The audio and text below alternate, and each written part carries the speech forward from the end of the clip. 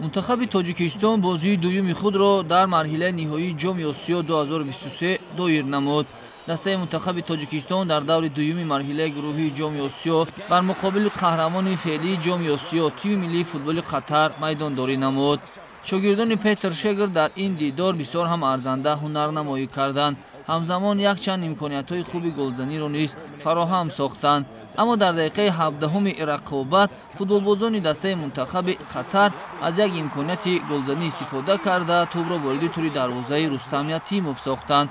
муаллифи гол Акрам Афиф гашт, ки дар ҳолати 1-1 бо дарвозабон шонси хуби голзаниро истифода кард.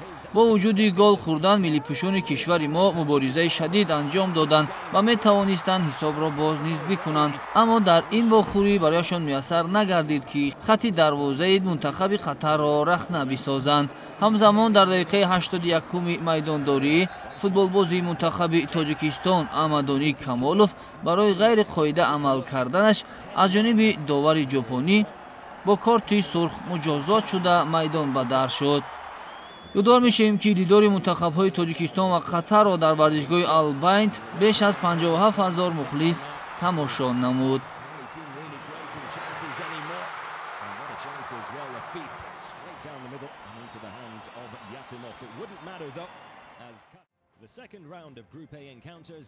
дар дидори дигари гурӯҳи А мунтахабҳои футболи Чин ва Лубнон ба дарвозаҳои ҳамдигар гол зада натавонистанд.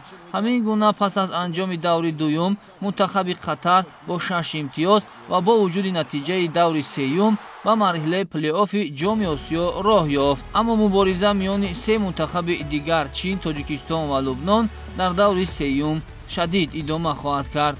ёдовар мешавем, ки рӯзи 22 январ мунтахаби Тоҷикистон бо тими миллии футболи Лубнон бозӣ мекунад. Қатар бошад бо ҷумҳурии мардумии Чин дидор анҷом медиҳад.